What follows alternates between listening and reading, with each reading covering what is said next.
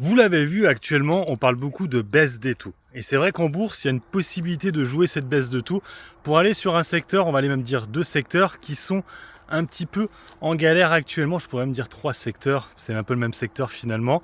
Ce sont les foncières, les promoteurs immobiliers ou les foncières médicalisées. Donc ce sont des sociétés qui sont extrêmement basses actuellement. On va commencer par la première, ce sont les foncières. Alors qu'est-ce que c'est qu'une foncière? En fait, c'est des promoteurs quand même qui construisent en général c'est des gros bâtiments, des malls, des choses comme ça, des bureaux, pour faire louer. Donc en fait ça leur appartient toujours et ils le mettent en location. Voilà, en location à des sociétés. On pourrait appeler ça du business to business en gros, pour faire simple. Ils louent pas beaucoup vraiment aux particuliers. Il y en a certains qui ont une petite part dedans, mais souvent c'est fait pour louer aux professionnels, donc les grands centres commerciaux que vous connaissez du côté de Paris. C'est souvent Unibail-Rodamco qui est là, mais aussi Klépierre qui est assez connu. On a Altarea, Gecina, on en a plein comme ça. Le problème de ces actifs-là, c'est que l'avantage, c'est que déjà il y a des gros dividendes, même s'il y en a certains qui les avaient arrêtés. Je pense à Unibail-Rodamco, mais ils sont revenus. C'est qu'on ne peut pas les mettre sur un PEA. Alors, il y a une possibilité, c'est de passer via un ETF qui est un ancien de chez Lixor, mais qui est chez Amundi maintenant, qui s'appelle, alors je vais vous le donner comme ça, c'est facile à trouver sur Boursorama, c'est NAREIT. Et en fait, sur cet ETF-là, qui ne vaut pas grand-chose, on est à peu près vers les 13 euros, c'est remonté comme depuis quelques temps, on a à l'intérieur plein. Alors l'avantage en plus, c'est que vous n'avez pas que des actions françaises, vous avez aussi des actions, alors pas américaines non, mais des actions européennes, des actions suisses, je crois qu'il y a Segro dedans, ou c'est peut-être espagnol, Segro, je connais pas tout. On a Vonovia là qui est allemande, on a Klépierre, on en a d'autres aussi. Donc en fait on est sur des sociétés qui sont en France, mais pas qu'en France. En plus, pour information, Unibail-Rodamco par exemple est une société qui a beaucoup d'actifs qui sont à l'étranger. Quand ils avaient racheté Westfield, il y avait une grosse part qui était en Australie et surtout aux États-Unis. C'est ça un peu qui a causé la perte un peu de Unibail-Rodamco. Ça a été cet achat de Westfield qui a causé un peu limite sa perte et elle s'est reprise dernièrement. On est quand même toujours qu'à 70 euros. Alors du coup, ces actifs-là, vous pouvez toujours les acheter à part. Mais par contre, ce ne sera pas sur le PEA. Ce sera sur le compte titre, parce que sur un PEA, vous ne pouvez pas acheter ce genre d'actifs, étant donné qu'ils ne sont pas faits pour. Alors je ne sais pas pourquoi. À une époque, on pouvait, après ils ont arrêté. Est-ce que c'est fait qu'il y ait des gros dividendes dessus? J'en sais rien. En tout cas, ce n'est pas possible. Vous pouvez les prendre que sur un compte titre. Là, par contre, il y en a beaucoup. Je ne vais pas tous vous les donner. Je vous laisserai aller voir. Mais en tout cas, voilà, il y a une bonne grosse panoplie. La meilleure, je pense, étant quand même Klépierre. C'est celle qui se maintient le mieux, qui a versé un dividende. Avant, Altarea était pas mal aussi, mais elle s'est complètement effondrée. Et voilà, il y a aussi Gecina, il y a aussi les foncières qui sont adossées à des magasins. Je pense à Carrefour, Carmila, Mercialis aussi. Voilà, il y en a énormément. Et en général, ce qu'ils font, c'est qu'ils louent vous savez, alors là, pour le coup, c'est aussi des centres commerciaux, mais vous savez, dans les magasins assez grands, en fait, ils font un magasin, il y a plein de petits magasins autour. Par exemple, je sais pas moi, un Carrefour, voilà, et donc c'est eux qui s'occupent de louer ça. Et en général, les dividendes, on est quand même facilement sur du 5% de rendement. Mais par contre, comme je vous dis, c'est sur du compte titre, donc automatiquement, vous avez la flat tax dessus. Ensuite, l'autre chose, ce sont les promoteurs immobiliers. Donc là, c'est autrement. En fait, là, c'est eux, ils construisent donc souvent des bâtiments pour mettre en vente. Donc ils les revendent directement derrière. Donc c'est là où il y a une petite crise actuellement aussi. Faut savoir que dans les deux actifs, il y a beaucoup d'endettement en général. Donc là, en fait, voilà, ils construisent pour vendre directement.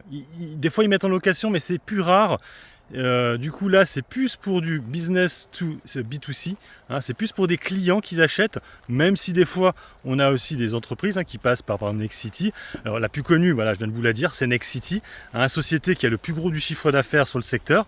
Après, on a Kaufman Broad, qui est plutôt pas mal aussi. Le chiffre d'affaires est moins fort que Nexity. Mais en tout cas, les marges sont meilleures. Elle a continué à verser un dividende. Elle a fait tout ça. Alors que Nexity a coupé le dividende. Elle est un peu en mode c'est chaud. C'est un peu chaud. Mais on pourrait avoir une belle recovery quand même dessus. On a vu dans les derniers résultats de Nexity, ce qui posait problème, c'est qu'elle va se débarrasser d'un actif où il y avait des très belles marges quand même dessus. Et elle garde l'actif où il n'y a quasiment pas de marge. Et ça, c'est problématique. Sinon, dans les autres actifs, on a Exaom aussi qui est plutôt pas mal. On a Capelli, on a Réalité. Des dossiers comme ça mais qui ont beaucoup chuté. Franchement, en réalité, on était à 40 euros. On est actuellement vers les 10 euros dessus. Mais ça pourrait repartir. Moi, je vois beaucoup de projets réalité du côté de chez moi.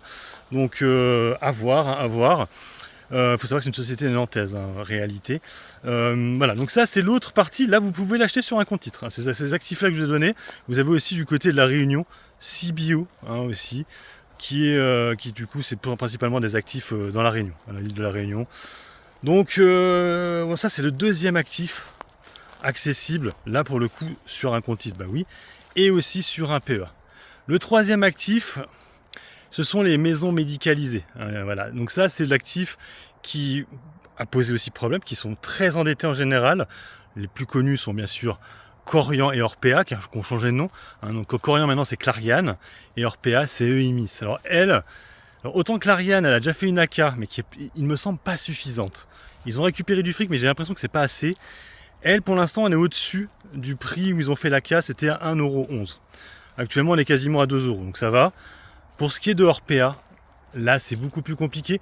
Je crois que l'AK, bon, il y a eu un groupement d'action entre-temps en plus, on était vers les 13 € je crois, avec l'AK, et actuellement, on est à 9 €. Donc on voit que c'est une catastrophe. Et elle, ça va mettre énormément de temps pour le retournement parce que c'est elle qui a eu le problème par rapport au livre qui était sorti. Hein, je sais plus c'était quoi, les fourvoyeurs, je sais plus quoi c'était quoi. En tout cas voilà, c'est elle qui a le plus pris. Sinon l'autre petite société qu'on connaît pas trop, c'est Helena Santé, hein, qui elle aussi fait aussi des EHPAD, mais pas que.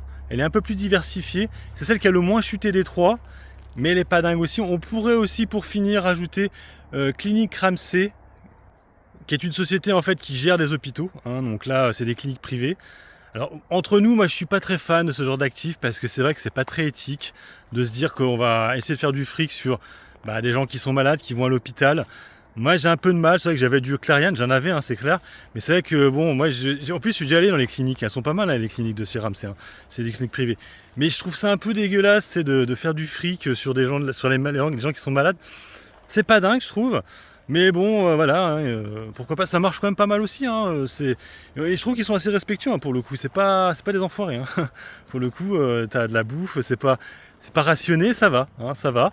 Mais bon, en tout cas, ça cote en bourse, Clinique Ramsay, qui est aussi, donc là, ils gèrent des hôpitaux du coup, hein, et là, du coup, tu es actionnaire de ça.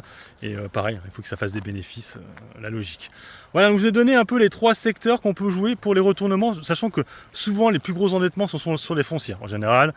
Donc, c'est celle qui pourrait le plus remonter suite à la baisse des taux hein, qui est amorcée. Je vous rappelle qu'aux États-Unis, il y aura 3 baisses de taux d'affilée.